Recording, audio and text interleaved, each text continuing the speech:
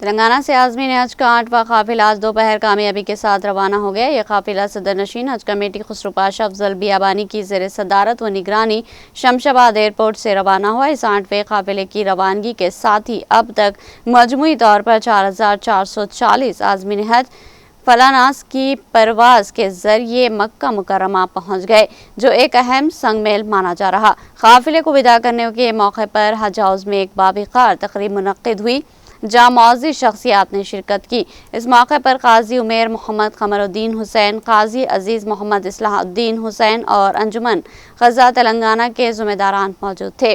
تقریب کے دوران معززین نے عازمین حج کو نیک تمناؤں کے ساتھ رخصت کیا اور بسوں کو جھنڈی دکھا کر روانہ کیا۔ اس موقع پر عازمین کے لیے دعائیں کی گئی کہ اللہ تعالیٰ ان کے سفر کو آسان بنائے اور حج کو مقبول فرمائے۔